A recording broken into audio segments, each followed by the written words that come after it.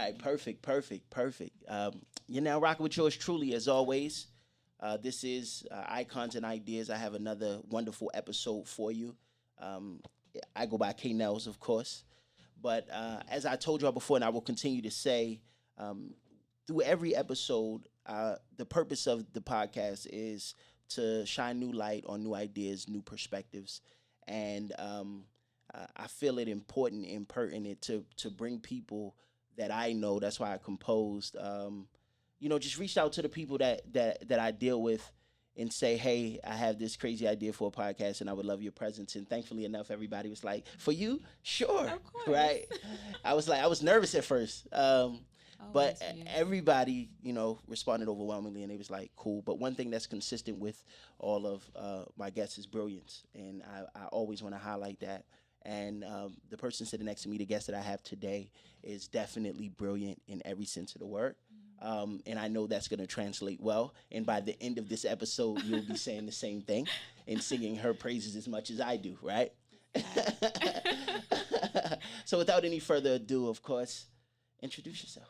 Thank you so much, Nellz. Hi, everyone. My name is Lucy. If you don't know me, I am a marketer. Right.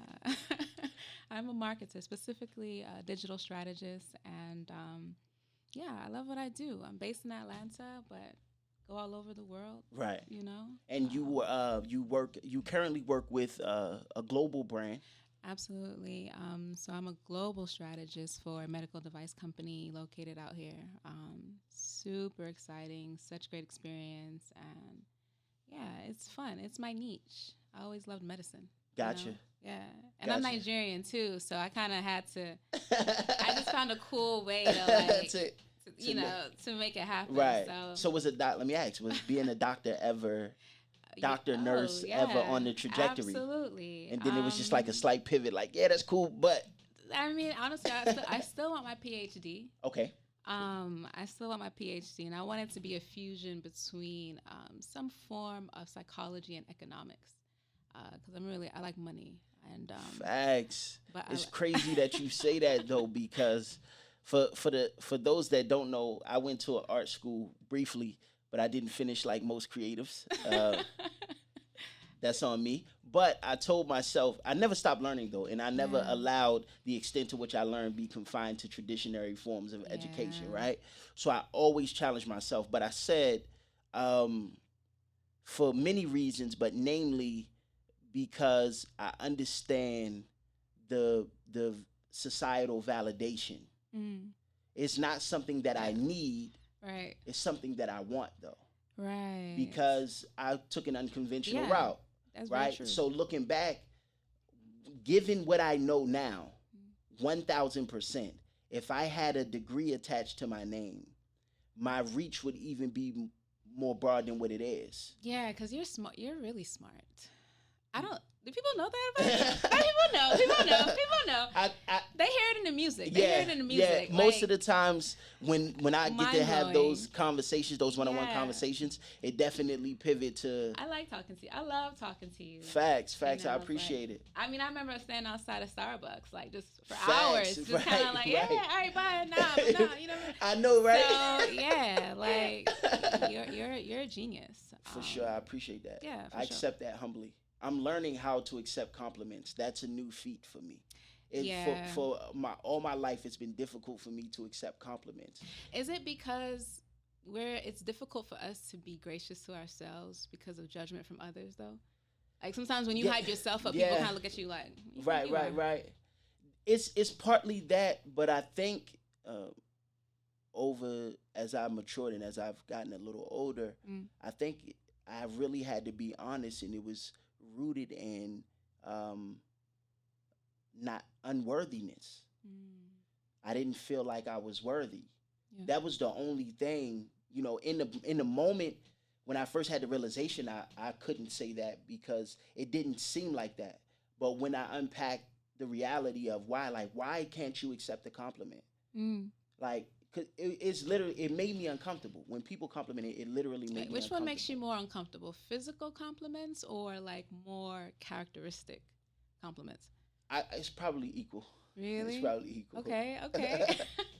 But now I'm learning to be like, yo, it's when you understand what humility is, when you truly understand what humility is, Yes. then you understand that you are able to take compliments and in context Mm-hmm. while still being able to root yourself Mm-hmm. in the ideas and understandings of humility Yeah. and what that looks like. Yeah. And I think the biggest issue, a lot of us don't understand what humility means, what humility means. Mm-hmm. I had to say to somebody briefly, you do realize, because they expressed how humble they are, and I said, you do realize humility doesn't identify itself. Like Yeah, it's ironic. you've already Yeah. lost. like you can't say I'm the most humble person I know. I was going through my Facebook the other day, and I'm always posting like quotes and stuff. Um, I mean, I just feel like when I pass, I want people to go to my Facebook and just read my quotes, and they'll know everything I was about. You know what I'm saying? But and to what you're saying about humility and being humble, I had something on there. Is basically, we are God. Right. And when you truly know that, yeah, you're so humble. Right. You're almost, constantly in awe of what you can create. Yeah. You and know? you understand the responsibility. And you understand the existence. responsibility, and that's where the humility comes from. 100%. It's not really about you. Exactly. Exactly. But when you feed the ego, and I'll say this, and then we'll get back to it. Okay. Yeah. This is typically how conversations go, right? They be all over the place. But Pete, I always tell people, ego has an insatiable appetite, and the more you feed it, the more it wants. Mm-hmm. You can never satisfy the appetite of the ego, ever. Only a fool would think so. So for me, it's tough. Finding my humility was in starving the ego and ensuring that I'm not feeding the ego. Yeah. Because it's not really a function that I need. Mm-hmm. And I like the results. Absolutely. So stay tuned for that. To grow. Right. Absolutely. Right. But I feel that. The importance of why we're here today is because given all the information and things that you've been able to learn in doing what you do and the passion that you have for what you do, you've been able to identify a need for all people, as you put it, but specifically today for the creative and the millennial creative. Yeah. And I know I'm ready to hear it and act on it and put it into motion because of what I know about you. I know you assess, you note in detail. That's a good word. And I like how you started off with assess. That's exactly where the process always starts, right? Yeah. Like, where are you at now? Right. Talking about digital strategy and millennial creatives. Correct. And how do you promote yourself as a millennial? Like, no matter what your art is, whether you're, a musical artist, whether you own a beauty supply shop, right, small business, anything really, it's, do you truly know how to promote yourself? And are you using digital? Are you using social media as a strategy to promote yourself, your products? You know what I'm saying? Your services. Because a lot of millennials, I see that they use social media kind of as their business card. Right. You know what I'm saying? You see them on the street, whoop-de-whoop, and it's like, hey, so you got any contact information? Like, oh, you got Instagram? Right. It's like, yeah, I got Instagram. But that's a fact. You know what I'm saying? I can't tell you how many times I heard that. Yeah. If I got $1 for every time I heard that. Yeah, and that's not the platform that's going to put $1 back in their pockets. So it's like, that's real. Thinking about it, social media, I think we talked about this a little earlier, it can be a distraction or an accelerant for millennials. Right.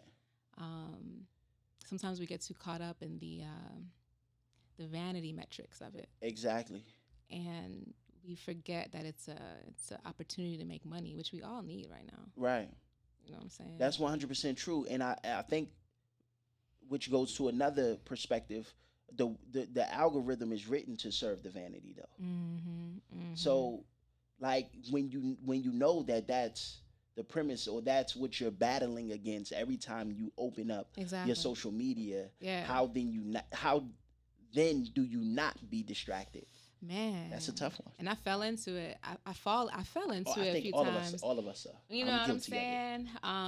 But I see myself on this trajectory where I really go on there to test, to assess. You know what I'm saying, and see what works. But I think one of the ways you get out of that distraction loop is first knowing that that's exactly what it's created for. And I feel like a lot of us know that, but it's kind of like a respite from work, a respite from, you know, our tough day, from children, from this and that. But if you're spending 2, 3, 4 hours, and you can look on your phone, like on average, how long you stay on it. And if it tells you on it for 4, 5, 6 hours, think about it. That's close to a work day. Correct. Like, what could you have done with that time? Correct. So it's using social media, looking at it differently. Like, people say it's a business card, but you don't look at your insights. You don't look at your analytics. Right. Your bio isn't optimized for being found, for being a producer, for being an engineer, for being, you know what I'm saying? So the assessment part starts from there, right?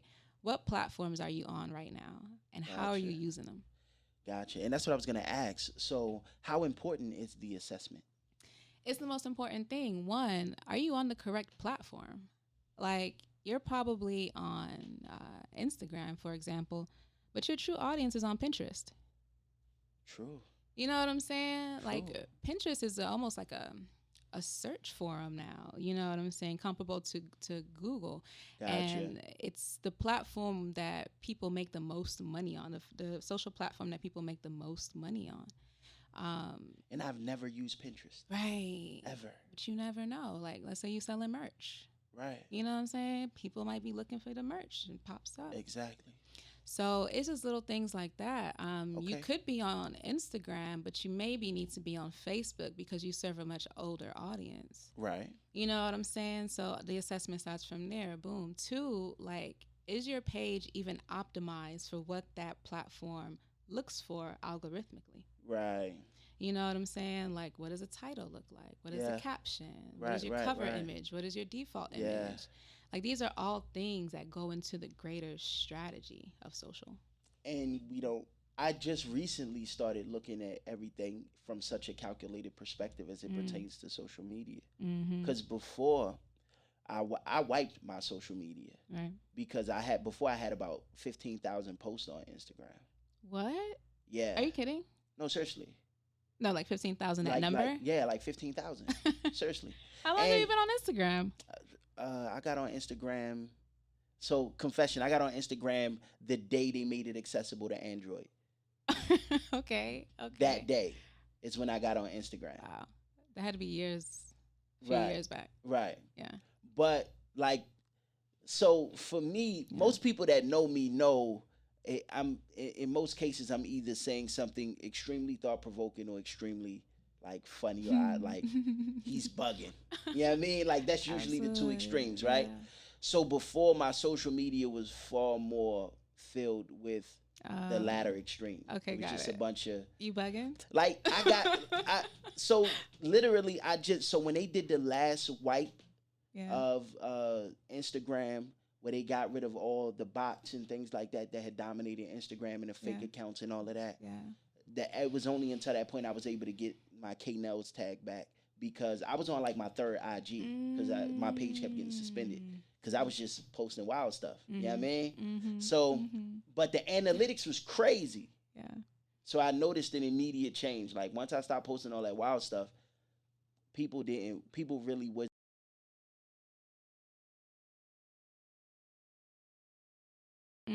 So it's like the moment the content became something a little bit more calculated, it was like, yeah, that's cool because that's Nellz, but it wasn't the same interaction. And what I tell people too, like, I get to you sharing a story, but that's actually a great example. You know what I'm saying? Of kind of like cleansing your audience. Yeah. There's nothing wrong with losing followers. True. Especially as you're adapting, evolving, and growing and becoming more clear on what your product is and what you're offering. Yeah. You know, if you're not offering the you bugging stuff no more, then that's not really your audience. Exactly. Or that might be a separate page. That might be a whole nother, right, because I learned that. I know? learned that some people do make pages just to troll and create the analytic, monetize the analytics from trolling. Yeah. So it'd be parody pages and stuff like that. And I was like, dang, if I knew how profitable it was, I was really ahead of the curve, because you could call my page a parody page. If I took my face and my name off it, it's a parody page. Exactly. And you can monetize on that, right? Like the words you used earlier, you said calculated. Like social media and just in a capitalist society, everything is calculated. Correct. And it's getting millennials to see these patterns and to think. It's like understanding the rules of the game so you can actually play. Yeah. You know what I'm saying? Not like just kind of on the sidelines. Yeah. So yeah, that all of that goes into it. Yeah. And be effective. So that's the assessment too. Like how many, based on your brand, based on your different offers and products, how many pages should you have? And also, can you manage the bandwidth, or do you have someone to manage it for you? Gotcha. So after the assessment portion, then comes what? What's the next step? So after the assessment portion, then we ask the question. So now you know where you are. Yeah. So where do you want to be? Gotcha. You know, and what's the gaps? Like, what do we have to do to get there? So what's an example of this? I had an interview with a pharmaceutical company located in Sweden, and they needed social media work. And I had a conversation with the CEO, just like, okay, so what do you guys necessarily need? Yeah. He said we needed social media management. But as I'm talking to him, I'm learning that they don't really need social media management. Like, they're posting things on social. We may be able to do a rebrand and things like that. We've assessed it, like what he's doing, where they're at. They want to post more, but that's great. But in talking to this person, I realized that he's actually trying to get more leads, actually trying to get more customers. Right. And they were trying to make social media the end all be all, the conduit for that. And I said, sir, social media management, that's not really what you need. You know what I'm saying? You actually need to create something of a sales funnel. Exactly. A lead generation. You need a lead. Funnel. I was going to say, you need a lead generator. Yeah, you need a lead generator. Like, social media is a tactic of that, but that's not necessarily what it is. So that can be one gap that you can find. Right. Within social media, it can be, okay, so maybe you want to have 5,000 new followers within 90 days. What does that take? Like, what do you actually have to do? Assessment is, okay, so right now you only post once a week. Right. How many followers are you getting from that? Well, when I post, I actually do get followers. I get like maybe 5 followers when I post. Okay, cool. So taking that number 5, how can we multiply that? Exactly. You know what I'm saying? So now if you post 5 times a day, that's 25 new followers.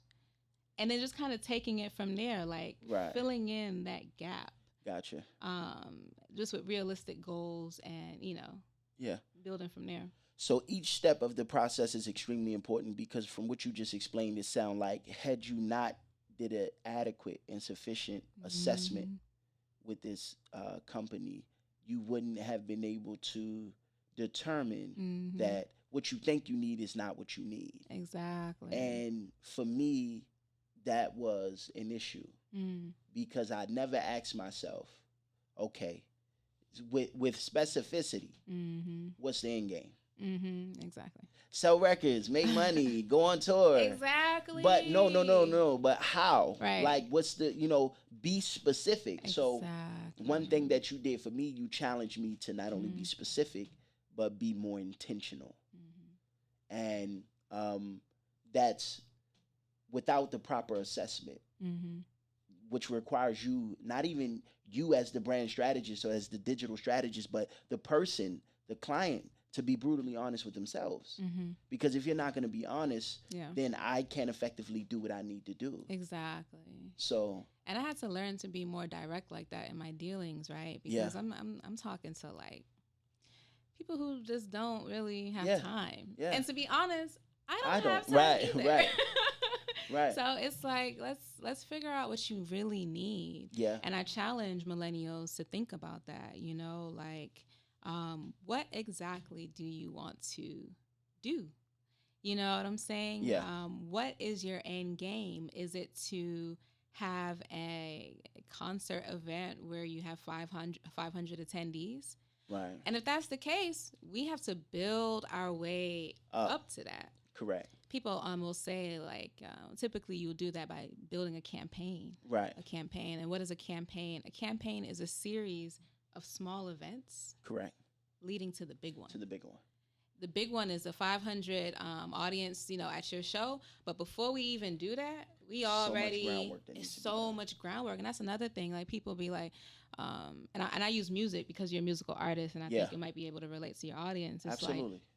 Like, yo, you think I should release a new job next week? Yeah. It's like, if you want to, yeah. You know what I'm saying? Right. But like, what is the purpose? What is the goal of releasing that drop? Now, let's say you had a major campaign where you release a new single every, I don't know, let's just use the entire year. Right. You release a new single every year. Right. You know what I'm saying? Now, we know that for every single that you're going to release, you're going to have about 25 social media posts attached to it. You're going to send out 8 emails. Yeah. 3 newsletters. You're going to make at least 4 appearances that month at some event that you've collaborated with a partner with, that you've done this, you know what I'm saying? Like, we have all these things already geared up. And before you even launch a product, the pre-work is really what pushes it. Correct. You know what I'm saying? Right.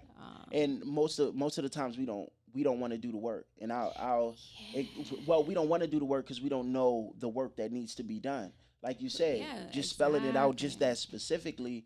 A lot of times we really out here winging it. And that's what I realized. I'm like, yo, like, because I talk to my friends, I talk to my homies, and that's when I started realizing that I have a very niche understanding and specificity of this. Yeah. Because I'm able to see people's ideas, but I can see the gaps as well. And it's like, let's fill out these gaps first, and then get you to where you need to be. But like you said, it's not just about millennials not wanting to do the work. They don't know the work that needs to be done. Correct. And that's the largest portion. Yeah. Because that's what I learned. And even in what you and I began and are continuing, just to speak to what you said, is the process was perfect in how it was like when we were sitting down and doing our strategy and working on a lot of the ideas that I had, you challenged me every step of the way, which was good. It was what I needed. And it wasn't friendly. It wasn't like, it was like, yo, come on, like, what we doing? Like, stop playing with me. I remember I told you during one call, I was like, hey, I gotta let you know that if we're gonna do this, I have to be very direct with you. Yeah. I'm cool with that. Like, that didn't make me upset or uneasy or anything. It was like, I feel all of that. Hold me accountable.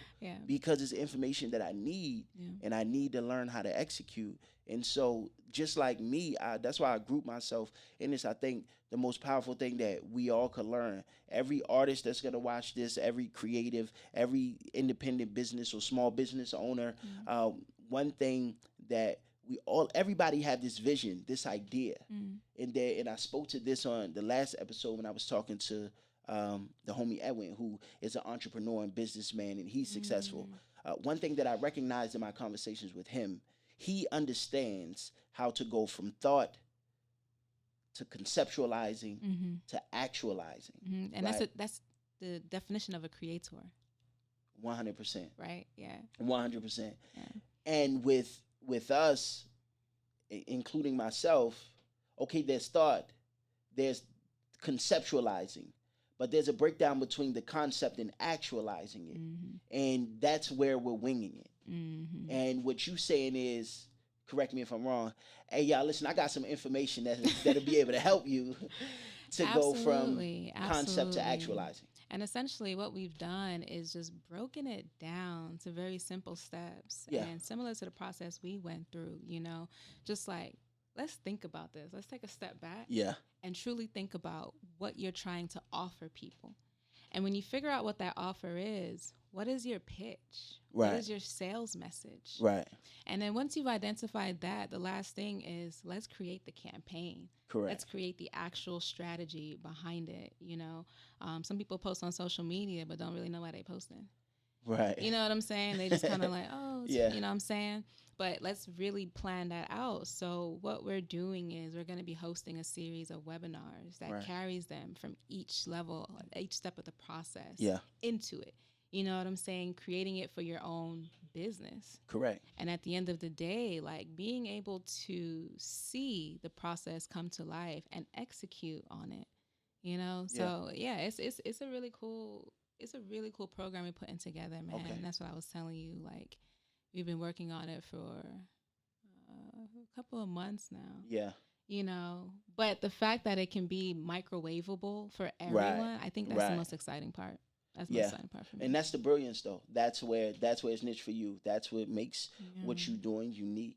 Is because the goal is to be able to present it in a manner that's easily digestible Yeah. for everyone at the table, Yeah. so to speak. Absolutely. And I just had a thought in my head that escapes me. I hate when they do that because I be moving a million miles. It was something that I wanted to say specifically. It was a sidebar, Yeah. but it was something that I wanted to say specifically, and it escapes me. But with that being said, tell us a little bit about the steps Yeah. that you have. Give us, I guess, give us a brief breakdown of what that of what you how you counsel or the information that you have. Without giving away everything, because we understand if we give it all here, then what you know, Right, come right, on now, right, you ain't gonna right, have right. nobody at the webinars. What we doing? Exactly. And these are the things that we're going to be teaching, right? How Yeah. to actually create your offer, how to create the sales pitch, and then lastly, like building the actual digital campaign. Okay. Because it's pretty easy. We start off with the assessment of where you're at, you know, Yeah. identifying like, okay, what platforms are you on? Mhm. Do you have a website? Yeah. Do you have? Do you send emails? Do you have subscribers? Right. Just kind of identifying all those base level things, and then building it up essentially from there. Gotcha. What is the product that you want to release in 2021? That's why I tell people. That's why we're doing it now to encourage, like, so that 2021 comes, you're Right. ready. To be preemptive. To be, yeah, it's very Yeah. much preemptive. It's like, you know, creating your editorial calendar. You know what I'm saying? You should already know what you're going to post the first quarter of 2021 right now. Gotcha. You should already know. You know what I'm saying? That's Like, so it's just giving those strategies, those tips, and also providing apps and resources that, you know, we can use, millennials can use that make it easier. Some people probably heard of Canva. Okay. To create digital assets, like, for example, your social media post, Yeah. your Facebook cover, you know, your LinkedIn cover, Yeah. like making it easy for them. Because I think that's another thing too. Like, it can be an intimidating task, you know, building out a strategy for yourself, learning how to market yourself and promote yourself or your product and service, you know. So essentially just carrying everyone out through that. And yeah, that's going to be in December. Gotcha. So it's really, really cool. We're gonna make sure that we post all the information about sure. it and be actively engaged and getting the information out. Because I always tell people, and I'll always say this, you'll hear me say it a million times. Next to time and money, information is one of the most important commodities that exist. And so, see, that's what stuff you be saying, like, and like that is brilliant. You're so profound. You're such a profound speaker. Appreciate that. You know, okay, Nellz, I really appreciate you. Appreciate that. Yeah. No, I appreciate you for sure. Give us one thing, if you can, and it may take you a moment to just think about it. No pressure. Okay. But one little nugget that you could give to everybody that's watching right now to help them be more effective with their social media platform. That's a good one. That's a good question. For me, I think the number one thing every person right now with a product, with the service, with you know, a business, you should have a website. Let me make it even simpler. You should have a landing page. Gotcha. Not even a website. Gotcha. You know, sometimes people are hosting events and you click the link and take you to the event page. Right. You should literally have a landing page right now that's allowing you to collect subscribers. Gotcha. Why do you need to collect subscribers? Because whenever you're ready to release your product, your service, your whatever, you already have a pool. You already have a captive audience who's ready for the next thing that you're about to do. So email is still effective. Let me ask that. Oh man, it's transcended time. Before I had a conversation with you, I would have never in a million years thought email was still effective. It has literally transcended time. You think about it, like you have to opt in for someone to have your email. So that's you literally saying, yes, you can email me whatever you would like. Gotcha. Um, what I will say is, if you want people to give you their email address, try to offer them something. Okay. So for example, I'll let you guys in on what we're doing. They're able to download the 5 things that will help millennials' digital strategy. Right. You know what I'm saying? Something Yeah. that's enticing for your audience, Exactly. for you. Maybe like hear the early release of my single or the Right. early Right. Right. release. Right. Right. You know, if you want to hear it, Of content send your email and yeah. download it right now. Correct. Correct. So like that stuff, like that's Yeah. the first thing that anyone can do right now. Yeah. Collect emails. No, it makes sense. It's funny. So my professional background is sales, Yeah. and when I first got into automotive sales, um, it was collecting information from people. Was like, like you're the car dealership. I'm not giving you my information so you could. Yeah. And so it was management frowned upon this practice immensely, but one thing I found success in is that, okay, you don't know me and I don't know you, but I'm going to earn your information. That's the mentality that I had. So if you're going to get something from me, I'm going to get something from you. Yeah. You want a test drive, you want information, brochure, what have you. Okay, I'll gladly give you that. But you know what I need from you? I need name, I need phone number, I need zip code where you would register a car, I need an email. Yep. And before I set the stage like that, I would run into conversations where I'll start talking to them and giving them information. And I say, okay, I would like to contact you to follow up. And it's like, no, I'm not giving you my info. It's like, well, I just spent 15 minutes talking to you and wasting my time. Now I don't even have information. You're not willing to give me information for a lead. So effectively, I literally in a commission business, I just wasted my time because I can't make a sale out of that even if I want to because you don't want to give me my information. Not from anything that I did, but from a stigma that you have about the automotive industry, right? And the intentions and motives behind which salespeople operate. So I had to overcome that. And so imagine this, right? So imagine you take that very same concept and you speak with your general manager and you say, hey, can we have a budget for $500 just for goodwill marketing, right? And this is where when you have a customer come in to look at a car, they're looking around, you want to collect their email address. But let's say, hey, if you want, I can send you more information on the cars that you're looking for. Or if we're able to get any more shipments in for whatever you need, I'll send that to you. And you know what? If you give us your email, you're gonna get a pumpkin spice latte at Starbucks. Right. It's a digital coupon. Exactly. You're gonna be like, oh, okay, you know what? Yeah, why not? You know. Right. But that's perfect. And you know what? And you know what's crazy? So, and I started in the business in 2012. So that was the nature of 2012, 2013. Fast forward to today, they're doing exactly what you just said. Literally, there is nothing but a whole bunch of campaigns. That's it. A test drive campaign. Yeah. I'm with BMW, so we'll use BMW. Okay, BMW has a promotion where they're doing a little marketing event, and they have one of their vehicles down there, and all the rep down there is doing is giving them something, a gift card or anything, and collecting information. And next thing you know, I'm at the showroom. I get 100 leads come through in a day with information about the client, and it says consumer initiated, meaning the consumer willingly gave their information, and so you're free to reach out to them and about XYZ. Powerful. And now it's not necessarily a cold call because I can say, hey, how you doing, Mr. Customer? Exactly. My name is, I work with BMW. Yeah. It's my understanding you were at our event over the weekend. Did you enjoy yourself? And those are all steps in the funnel. You know what I'm saying? Even from planning the event. Correct. Think about what are the different channels that they use to promote the event. Did they promote it on social? Did they promote it to their email list? Right. Did they, maybe call exclusive clients and say, hey, we, personally invite you? Yeah. How do they do that? Okay, so boom, now they're at the event. Now there's a system of while the people are there of how you're going to approach them, how you're going to speak to them, the format of the event, like the introductions, After that, all those people, they now get filtered into your part of the funnel, where you have 100 leads and you're calling each one, following up. You can relate it back to that event because there's that delight, right? There's that touch of, we really appreciate you coming in. Exactly. XYZ. That's all a funnel. And the last point of the funnel is the purchase. Right.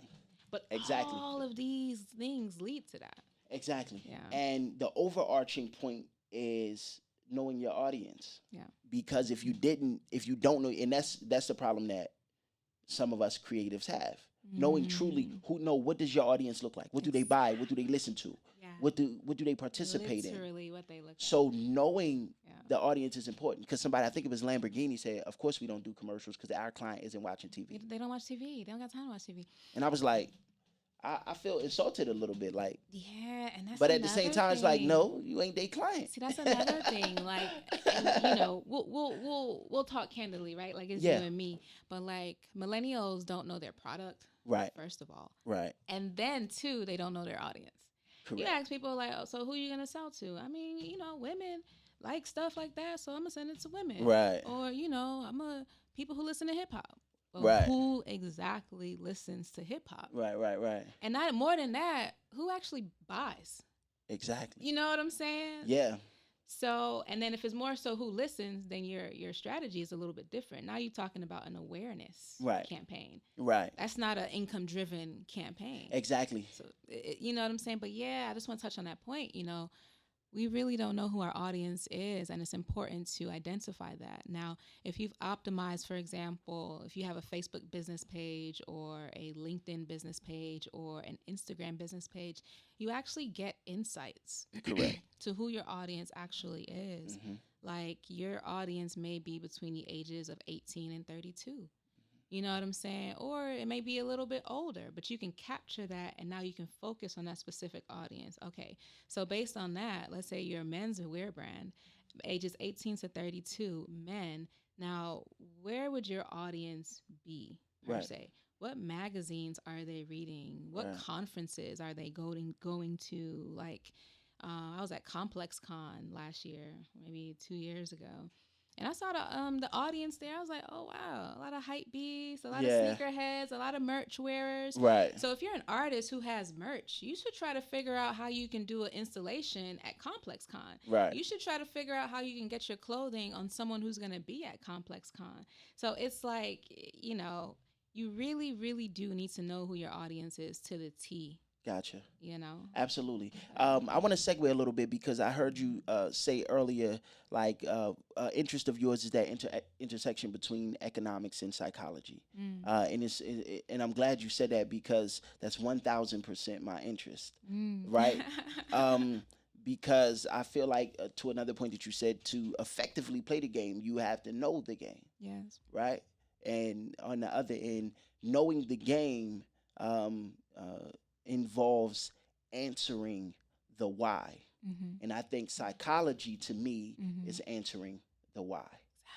Exactly. Engineering is the how. Yeah. Psychology is the why. Yeah. I love engineering too. Right. So understanding that, what do you think the psychology is behind the millennial? What's the why behind the millennial not being able to really capture this information or wing it? Like, why do so many of us, with information readily accessible, why do so many of us feel we have to wing it? That's such a powerful question. Like, I love millennials, because I'm a millennial as well. And if I can kind of talk about all my intersections and why it has brought me to where I'm at. Okay. I am first generation Nigerian American. Okay. So I'm caught between traditional culture and my contemporary American culture. Right. So that's a whole thing. Beyond that, I'm a woman. You know what I'm saying? Yeah. Beyond that, I'm Black. Yeah. Beyond that, I have advanced education. It's just like so many different intersections, and that's how millennials really are. Right. Like, we're so dynamic. You know what I'm saying? Yeah, it's like, true. It's you a really dynamic can. to our It's such a beautiful Yeah. audience, but we're also the group that was there before technology popped off to where Right. it is. Exactly. And We now, literally have the best of both worlds. yeah, we literally have the best of both worlds, but sometimes that can be conflicting to us as Mhm. well. Like, I feel like the generation after us, they were born into technology and all this stuff. So Correct. they do stuff and they just do it. It's Right. not a thought of, oh my gosh, like, how am I going to Yeah. look? And how am I? And sometimes Right. it's like the things that we're worried about as millennials, sometimes we can be worried about the way people perceive us, Right. you know, how we look to others. Everything on social now, it's like everyone has an amazing life on social. Like, in my life, it's the real life, yeah, the it's REEL the life, not the real life. REEL life. REAL life. You know what I'm saying? So it's like it's some of those distractors there, Mhm. but I feel like for me, taking all of those things, what my why is and what it became, um, is the fact that, like, I have a family to take care of, and I see how the world works. Yeah. Like, I see the systems in place that are set to either make you fail or make you succeed, and I don't make excuses about, you know, what where the system is wrong or where Yeah. it's done this and done Yeah, yeah, this to yeah. me. I'm constantly focused on learning the game, learning everything that I can, and pulling through it and sharing it Right. with others. Gotcha. You know what I'm Yeah, saying? no, I understand fully. Like, I understand fully. Not to I have a pretty unique question, and you can answer it if you feel you have a legitimate answer, or you can not. okay. But do you think having the dichotomy of being a Nigerian American um, affords you, and I use that term for lack of a better expression, the ability to see the world Mm. in the perspective in which you do, You- where yeah. it's and specifically for our generation, right? Speaking of our generation, where someone who is a Black American may not be able to Yo, that's tough, see yo. it from that perspective. And the reason I say that because I Yeah. believe in patterns are indicative of patterns of behavior are indicative of a mentality indicative of a certain set of experiences, Mm. right? That kind of governs that mentality. I came across a statistic that said the wealthiest demographic in America is Nigerian American. Mm. So I'm like, it's something that they understand in coming over here to be able to maximize all that's here to That's so create the interesting. opportunities. Yeah. And like I said, it's definitely I a think broad the core question. of it, because as you're saying it, like I feel it in my soul. Like the stem of it for Nigerian Americans, I feel is that it's the pride of our family. You know what I'm saying? And it's the pride of our name. Like That's real. I need to succeed because I need my mom and my dad to be straight. Yeah. Period. You know what I'm Yeah. saying? Like, and I know the quality of life. I was telling this to my brother the other day. I was like, Kevin, the reason why I work hard every single day is because I study numbers and systems and patterns, and the cost of living for everything in the United States is constantly going up. Exactly. But the pay is not. It's not. You know what I'm saying? This pandemic showed us that everything you have can be wiped out. Like that. You know Yeah, what I'm yeah, saying? yeah. Like, there's no games out here. Like, I feel Right. so blessed that I happen to be in a field where business actually came up, where Correct. my particular niche was actually needed even Now more than ever. Now more than ever. Yeah. So I just happen to be in that nook where I'm like, okay, cool. So I'm able to see it. But when you talk about Nigerian Americans, I think it's really that culture. Sometimes I stress it because I'm torn between the two. Yeah. Like, cause I'm like independent, a woman, I want to have a voice in the household, and Right. but Nigerian households are very patriarchal, and it's like, Right.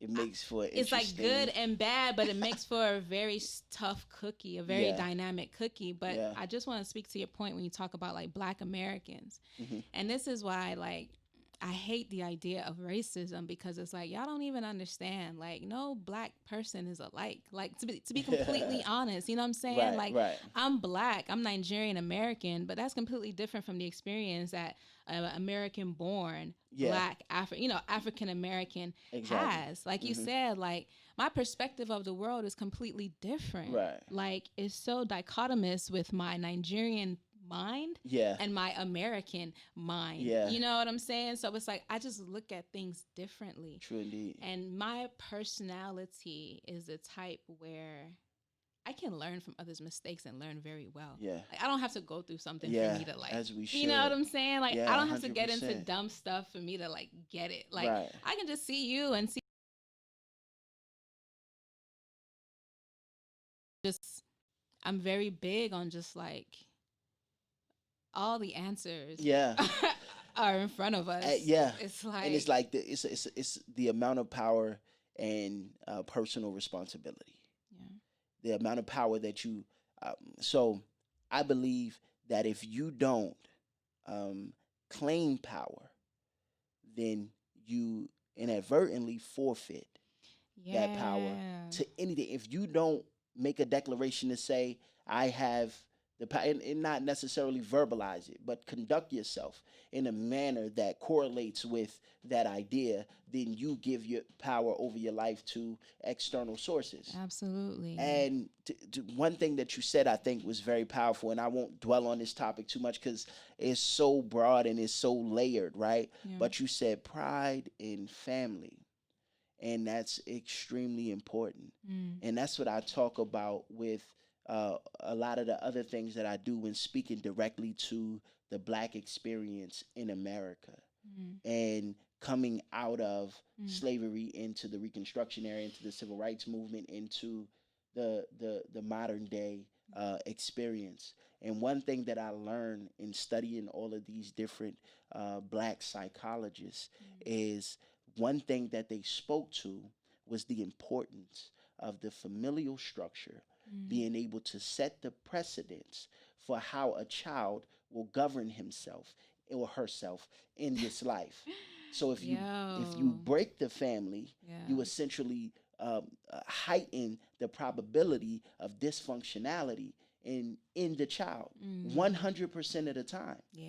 So to speak to your point, the ability to be able to have pride in your name might be the quintessential difference between the perspective that you afford yourself to be able to say, this is what I have to do and be and walk that road versus someone who may not have that pride.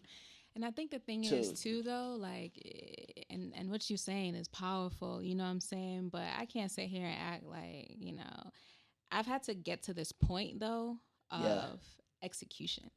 Because a lot of us are like very much that's like, that word oh, again. that's cool. Like, yeah, I know what execution. I need to do. I know I this, I know I that. Yeah. But we never actually do it. Like, I'm at that point, you said earlier, the time is now. Right. I'm at that point where it's like, yeah, I don't really have time to like lollygag and like talk about what I want to do. Like, I just have to do it. Right. Like, you know, and I think millennials have to kind of come to terms like that. Or, you know what I'm saying? Like, yeah.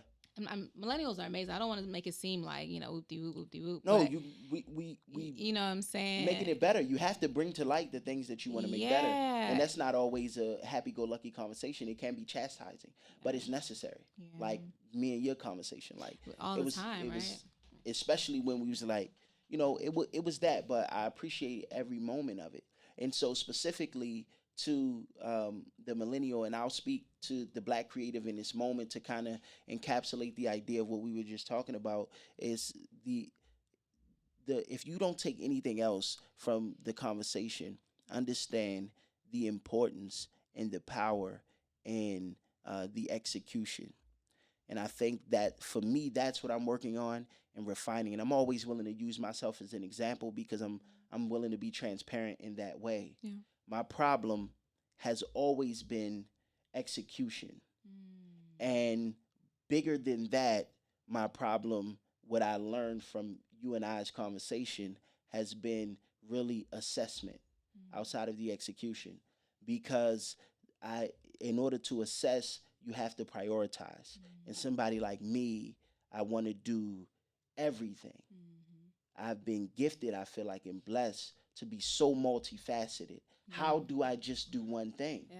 It's very But it's like characteristic of millennials too. you Yeah. got to start somewhere. Multi. Yeah, like you were saying, you got to start somewhere. Exactly. You got to do something. Yeah. And I struggle with that. And what I'm learning now is the importance of execution. And just in this, and we talking about our conversations has only been over the last 6 months. Talking about the last 6 months, and just the seeing the fruits of execution. It is a very gratifying, Yeah. and it has an addictive quality. It's a good addiction. Yeah. Like Yeah. I to see something to fruition. And it gives you confidence too. Because Absolutely. you know exactly where you're going. Right. And you have it all laid out. It's Yeah. like, wow. And for me, like I'm the type of person, like you know, we live in Atlanta. Yeah. I don't go out just to go out. Like, you know what I'm saying? Yeah, Like put a pin in it that. has to I don't like go out just to go out. fall into the vision that I have for myself and my future. You know what I'm saying? If your idea is to, you know, perform at I don't know, Coachella, then you probably need to be scoping out what events you need to be out throughout the year. And sometimes that may not be an event in your hometown. You may have to invest and go next door to the next city. You might have to, but when you already have a goal in mind, you can map it all out. And I think that's what's so the beauty of it. You know what I'm saying? And if you're an independent artist and you're listening to this, just to segue from the comment that you just made, if you're an artist coming up, don't just listen to your favorite artist's music. Like you said, you want to perform at Coachella, find out who your favorite artist booking agent is. Find out who's the booking agency and build those relationships. And even deeper, create a spreadsheet of all the different booking agents that you might want to work with in the future. You know what I'm saying? And really keep put that in thing that work. up. Yeah, really put in that work. Really put in that work. Because everything is long term. That's the thing. We think very short term. Right. You know what I'm saying? Next week, instant gratification. Month. Yeah. But that's what we talked about in the adverse effects of social media, which is a perfect segue, right? Because the catch-22 is with social media, to quote Denzel Washington, are you using your device or is your device using you? It's inanimate. So until you pick it up, it can't function at all. Exactly. But if you're not using it to effectively, like you say, be intentional and execute the things you want to execute, then you fall into the distraction. And if you're only distracted, then your device is using you. You're not using. Yeah, you are the consumer. You're not using the device. Exactly. And did you get an opportunity to watch the Netflix? Wait, The Social Dilemma? Yeah. I haven't seen it. I haven't seen it, but you know. Yeah. So Netflix ain't paying me, so I ain't gonna go too much in depth, right? They ain't paying me yet. Not yet, but they on the list though. Right. They definitely on the list. But you know, the most interesting point in that stuck with me throughout that whole it's only one other field that calls its clients or audience or, you know, buyers, users. And it's the drug industry. It's the only other industry other than social media. Interesting. That calls its users. And so I get into semantics a lot because you do. That's I'm like, how'd you put that together? That's words crazy. is what I do, but it's like, what does that mean? Yeah. When you start going into words and the roots of words and all those types of things, like, that's a whole nother conversation. Right, absolutely. But So if you're not effectively using your device is using you, and it's just a part of the distraction. And one thing that you highlight is to specifically say, use social media, but be intentional. Exactly. And monetize. Yeah, use it to your benefit. And if that's your goal for social media, then cool. We talking about the millennials, the creatives, the small business owners, people who want to capitalize on these platforms. Exactly. If it's literally just your way out, then that's cool. Right. You're using it as True user indeed. intended. You know what I'm saying? Disclaimer. If you don't mind, if the distraction is what you are using social media for, carry on. That's very good. You know what I'm saying? However, if you go on social media and you know you're trying to figure out how to make money like the next guy, then this conversation is definitely for you. You know what I'm saying? sure. Yeah. So a couple of things I want to touch on as we kind of bring it to a close.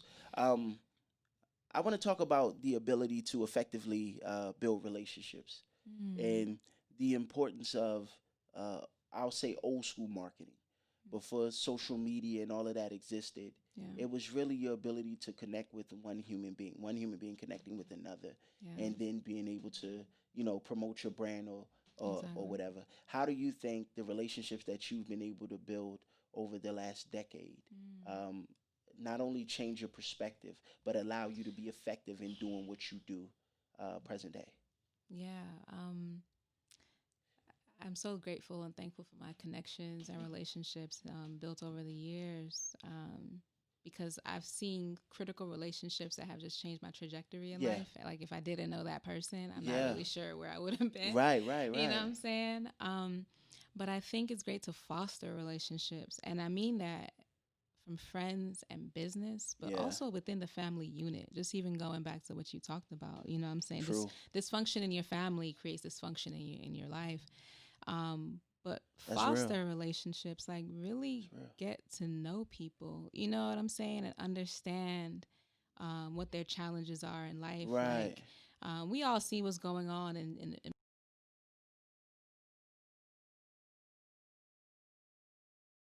with my friend the other day, and I see her Instagram post and I'm like, this girl is so fun. Like I'll call her and I'll be like, Yeah. girl, you don't invite me nowhere. I'm like, so what's up, what's going on? And she's like, oh well, anytime I travel, I'm usually going back up to see my mother who's sick right now. You know what I'm saying? Like, and I don't film all that stuff. I just kind of show I'm at the airport, I'm Right. this, I'm that. It's like, so when you talk about building relationships with people, is really getting to know them and Right. also bringing your transparent self. True Like, indeed. don't come in with like, this is what I want from you and this is the Right. offer I'm gonna present once we get to know each Exactly. other. It's like, Exactly. first understand, this goes into the whole thing. Do you know who your audience is? You're Mhm. really getting to know someone to see if your offer truly can benefit them. Right. Not just shoving things down people's throat. I was calling my bank the other day, bro. I'm just gonna throw this in right quick. Yeah, yeah, yeah. And uh and I don't really care about, I have a financial literacy community that I manage. It's called So You Love Money. So Yeah. I talk about money. But Yeah, I was gonna bring up So You Love Money. you know That what I'm was one of the saying? things you're gonna touch on. But go ahead. Go But ahead. I'm like, I call them and I'm like, hey, I need y'all to like, figure out what's going on because I just got a hit from my credit score that it dropped. And it said that I didn't make a payment on time. Yeah. I did make the payment on time, but apparently the caller who took my information down, she put in the wrong number, even though I had a confirmation number. Right. So whatever. So I'm talking to the bank and I'm like, hey, I just need to make sure that's taken care of because I'm trying to buy some property, Mhm. In the coming months, and that's not really conducive to my plan. Right, You know what I'm right. saying? And they're like, Respectfully. yeah, respectfully. And they're like, oh, you're buying a house. Well, we can send you over to our loan department and, maybe they can handle the mortgage for you. I'm like, I can't buy the house because you guys you hit my credit score. Right. You know what I'm saying? But it's like that is a very inappropriate moment for you to pitch something to me because I'm not your customer at that time. Right. The offer I need you to fulfill is the fact that I need to figure out how you guys can fix my, this hit on my credit score. Exactly. So just kind of going back to the point, it's like knowing your target audience, building relationships with people. If they would have built that relationship with me, if they would have handled what I needed them to handle, and then came back with the sell offer, with the sell up, right? And they come to the table, oh, you want wine? That's the upsell, right? Right. And then they would have came with the upsell. I actually would have been more open to it, exactly, because you handled what I needed you to handle. Right. So when you know your audience and you hit their challenge point, like that's what you focus on. Right. Then selling them other things is so easy. Yeah. Because now they trust you. Yeah. And now you can upsell as much as you want. Right. So relationship building is a long-term game. I always say that. Like, I don't really bring people in my life now that I don't see myself having a long-term relationship with. Right. Just to be completely honest with you. Like, for real. I'm at an age where, I'm like, yeah, I've done that. You know what I'm saying? Yeah. So the relationships I foster is like when you have your plan in place, your future goals, you already know like who you want to mess with. Like, I don't know how this sounds, but I'm just giving you guys strategies and giving you my personal, what I have done. I literally write names down. Yeah. Like I literally write names down and say, okay, who is this? And these are friends. This is friends. Right, It's right. family. But at the end of the day, these are people, you know. And I kind of write down, you know, information about them, and I make sure I build on those relationships genuinely. But I'm a data type of person. Right. So you know Data-driven. what I'm saying. So I just like to put things down. But there's people in your life like right now who can help you get to that next level. Right. But because you never really took the time out to get to know them, Exactly. you don't really know what they're into. You see stuff, you see highlights on social, Right. and you want to hit them like kind of on the slide, like, oh, it was good. Yeah. You know what I'm saying? You know what I'm saying? Like, nah. That's like build funny. relationships over time. Sliding the like, DM on the humble. It's the last example I'll give, but like when I moved to New York in 2016, after graduate school. Yeah. I started grad school in 2015, and I knew that I was going to start graduate school like 2000. I started making plans for it 2013, maybe 2 years before after I graduated from Georgia State. Yeah. And I knew my aunt lived in New York. But I also knew that you really just can't pop up on somebody a day before and say, hey, I'm going to grad school, so I'm just going to kick it with y'all in the house. Right. Literally, for a whole year, I was calling her, checking up on her, calling for birthdays, doing this, doing that, because I knew I had an offer. I had an ask. Right. Hey, can I stay with you for this amount of time while I'm in school, while I'm working, you know? And she really appreciated that. Yeah. But I don't take building relationships lightly, especially not with family. People think, oh, we family, so you just got to do stuff for me. Like, that's not necessarily true. Like, you got to build and nurture any type of relationship. And now is the perfect time to do it because everyone's indoors. So it's right. Everybody and that's needs someone to talk to. And it's true. One reason why I asked you that question, because I kind of course, because we homies, I got some inside information. But in previous conversations, one thing that stuck out to me that you said was the importance of the relationships that you've been able to foster, as you said, over the last decade, and how that completely changed your trajectory, right? And you've mentioned that to me before, but in that moment when we first had the dialogue, it convicted me. And so then I started looking, what relationships have I fostered over the last several years? And are they good relationships or not?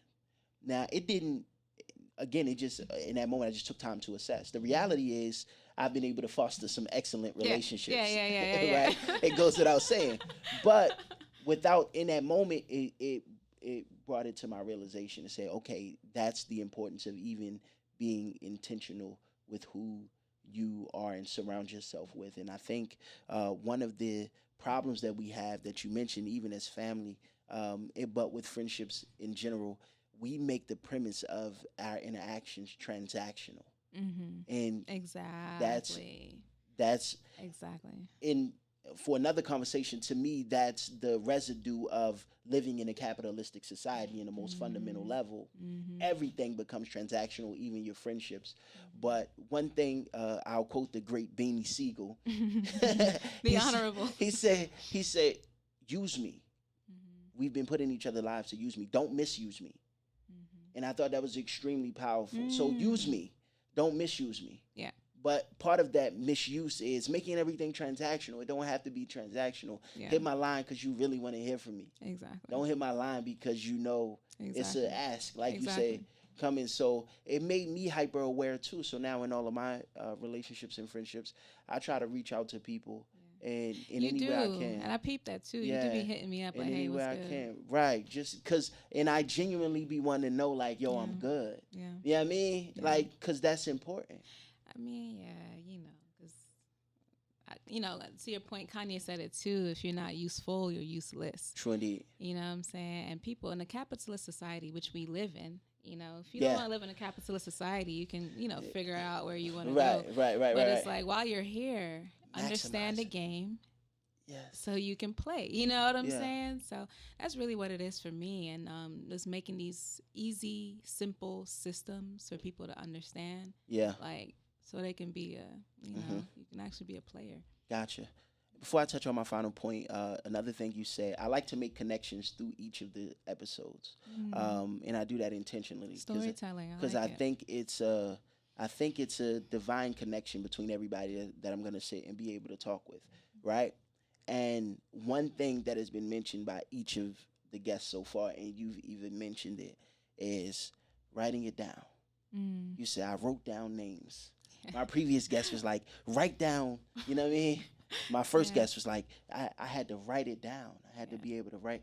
So I wanted to highlight that. So if that maybe, because I want you to be able to catch it, the viewing audience, the listening audience, that is showing love. That's something I want you to be able to catch. That's a jewel, to understand the power of just being able to write it down and be so intentional that write it down, thought, write it down, action, execution.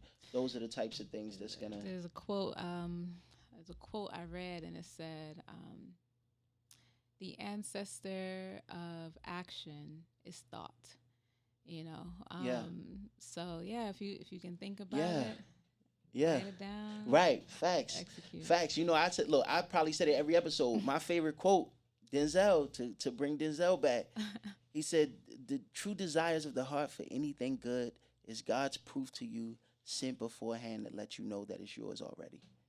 And it's so true. The fact that you can conceptualize it is proof that you can Because where do you think that actualize comes it. from? Right, exactly. You know, it's Exactly. divine. For sure. And the last thing, and we'll kind of end it on this note. And of course, I want you to be able to, share how to get in contact with you and what you're doing, and do just a little bit more. I guess expound a little bit more on "So You Love Money" and all of that good stuff. Because it's dope. Listen, I was following it before I get into. I didn't even realize I didn't put the two and two together initially. Oh. Like I don't know when I started following it, but I just started seeing these posts. The algorithm when you engage, it shows you more and more of what you engage with. Exactly. So I'm like, "So you love money," and I'm like, and then I noticed I'm like, Lucy's sharing this drink, so I go to. I'm like, duh, of course she is. Yeah, exactly. Understood, but I just wanted you to be able to speak. And you mentioned it before, just understanding your power as a woman. We just witnessed history, of course, as Vice President-elect and President-elect Biden and Kamala Harris. Yeah. And just there's an obvious change in the dynamic of society and in so many different ways. Patriarchy in its traditional sense is being challenged all across. But what does it mean to you to operate in the spaces that you're in as a woman, as a black woman, unapologetically? And just, to know that in so many ways you're trailblazing. That's so beautiful. But at the same time, it's your duty. You know what I mean? So it's Yeah. like, who are you not to be that? Exactly. You know what I mean? Who are you not? And I'm so excited for Kamala Harris. To be the first woman, the first black woman, Native American, Asian American. She kind of just checks all the boxes, and she's also a soror of Alpha Kappa Alpha sorority, True. so that's True. incorporated. So that's amazing. True. But it's a beautiful thing. One of my favorite African proverbs it says, I think it's African, but when you teach a man, you teach a man. But when you teach a woman, you teach a village. Absolutely. You know what I'm saying? So that kind of goes into the purpose I see myself having. Like, I'm a nurturer naturally, so I want to give all that I've learned and, come across, because I feel like a lot of times I can see that I'm in a privileged position. You know what I'm saying? Even though my parents, immigrated here and built themselves up and, were able to pass it along to us, like you said, like, even being Nigerian American gives me a completely different perspective. Yeah. And that can be a privilege. Yeah. So it's just my duty to help as many people as possible, even as an introvert, someone who's really like low key. Right. Very much so. You know what I'm saying? Very much so. It's like, we have a great opportunity here as women, as women of color, to change the face of our world as we are doing. Right. Black women. Proud moment. Yeah, proud moment for definitely sure. A proud moment. Definitely a proud moment. Absolutely. Absolutely. No, as always, as you know, I have and will always maintain a tremendous amount of love and respect for you. who Same, you are, brother. what you represent, what you do. I greatly appreciate you for taking the time Yeah. to be able to come and have this conversation, which is very powerful, very pertinent, but it's just a small nugget of more to come. And so, for everybody that watch, for everybody that's tuned in and listening, one, tell them a little bit more about the webinar so they know Hmm. where to check for that, and of course, just how they can get in touch with you, the content and the information that you have. Because as I said, and I'll repeat, information is a Yeah. commodity. Yeah, So absolutely. Yeah, talk thank to you the so people. much. I really appreciate you, Nellz. So you can find me as So You Love Lucy. You can go to on Instagram and on Facebook, and you can also visit soyoulovelucy.com. That's where you can sign up and subscribe, so that when we do release our webinars in December, you'll be able to be the first one to tune in. Hmm. Super excited about that. I'm always excited to meet new people, meet new millennials, learn about their business ideas, and Yeah. really create a strategy behind it. So Hmm. if you're interested in anything like that, please feel free to sign up and subscribe. We're going to start sending out information later on this month. I love financial literacy. We talked about psychology and economics. Absolutely. I love money, but not in a like a vanity type of Yeah, not in a way. It's vain just way. understanding it, understanding the energy behind it, understanding how to create it, Yeah. and managing it properly. So I manage a financial literacy community dedicated to women of color called So You Love Money. So you can also check that out online as well. And of course, it's Absolutely. open and welcome to everybody. Exactly. It's I was great gonna put that information. disclaimer, fellas. Don't take it personal. It's not that deep. You could go Hmm. ahead and follow So You Love Money too, and get that free Yeah. game, because that's probably the only spot is free. You feel me?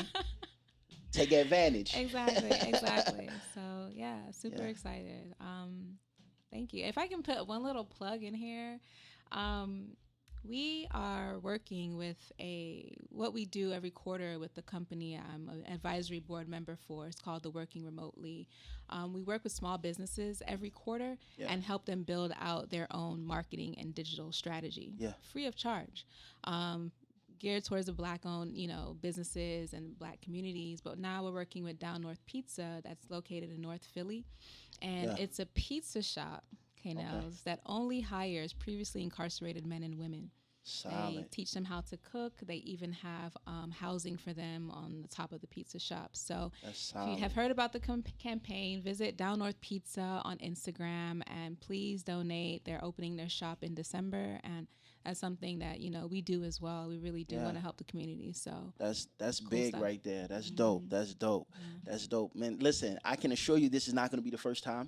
Or the last time I should say that you'll be on Icons and Ideas. I know I'm gonna have you come out because there's so many different conversations Yeah. that we can have. I appreciate your time today, and for everybody that's listening again and everybody that's watching, I just want to reiterate the importance of just being able to understand your gifts and talents, understand the end game, understand the importance of specificity, being specific and being intentional with your goals and dreams and tasks that you look to attain.